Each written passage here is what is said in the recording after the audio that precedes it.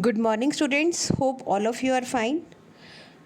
Beta, this lecture is also in continuation of chapter 3 of civics, and name of the chapter is electoral politics. So beta, in previous lecture we discussed about the importance of independent election commission, that how election commission of India is responsible for independent elections in India. So today's topic is challenges to free and fair election.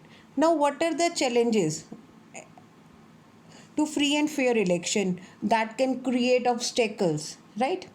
So, election in India are basically free and fair, as we read about the popular participation, and even the party that wins an election and forms government does so because people have chosen it over its rivals. It means whosoever is elected, it is as per the wishes of the people. This may not be true for every constituency. A few candidates may win purely on the basis of money power and unfair means, but the overall verdict of a general election still reflects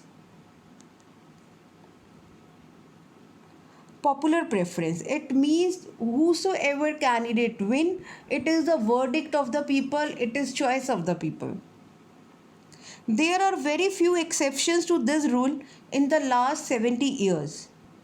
This is what makes Indian election democratic, because exceptions are very few. So, but there are few questions also. Are people's preferences, whomsoever they elect, it is based on real knowledge? Are the voters getting a real choice? Is election really level playing field for everyone? And can an ordinary citizen hope to win elections? So, like we have used this word level playing field. What does it mean, beta? Level playing field means condition in which all parties and candidates contesting in an election have equal opportunities to appeal for votes and to carry out election campaign. That is known as the level playing field. So first of all, we are to just find out answer of these questions. And even question of this kind, it bring many limitations and challenges. Now, what does this include? Means what are the challenges to free and fair election? Beta, the first one is candidate and parties with a lot of money may not be sure of their victory, but they do enjoy a big and unfair advantage over smaller parties and independent candidates, because whosoever are the big parties, already they are very influential and they can spend more on election campaigns also. And the second challenge that is faced is in some parts of the country, candidates with criminal connection have been able to push others out of the electoral race and to secure a ticket from major parties. You must have seen so many people from, they have the criminal record also. They also secure the party tickets.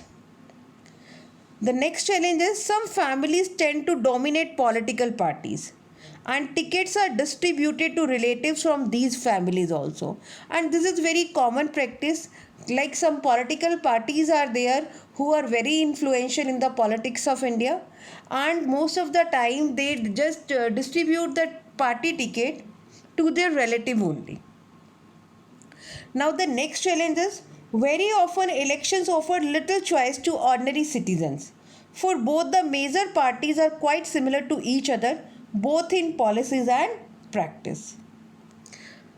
And the smaller parties and independent candidates suffer a huge disadvantage compared to bigger parties.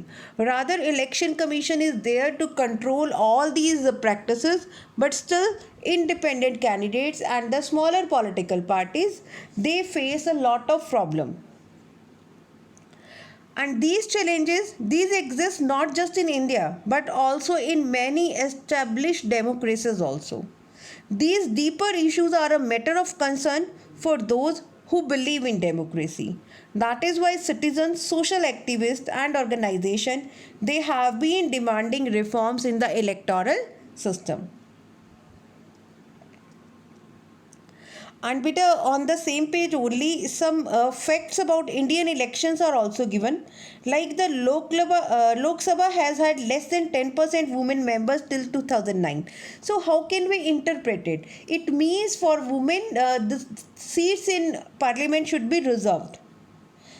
Then the election commission often refuses to accept the government advice about when the election should be held. It is purely the decision of election commission. The next one is the 16th Lok Sabha has more than 440 members whose assets are more than rupees 1 crore. It means only rich and influential people, they were able to win in elections. After losing an election, the chief minister said, I respect the people's verdict. Most of the time you have read in the newspaper also, or you heard on the news channels also. So whenever any party like ruling party lose the election, at that time chief minister said that I respect the people's verdict. But it is the faith on the working of election commission, and you can say it the acceptance of election outcome also, which shows the efficiency of democratic election in India. So beta, today we have done the last topic of this book also, and our syllabus for first term for civics is completed. Hope all of you have understood the topic. Thank you and have a nice day.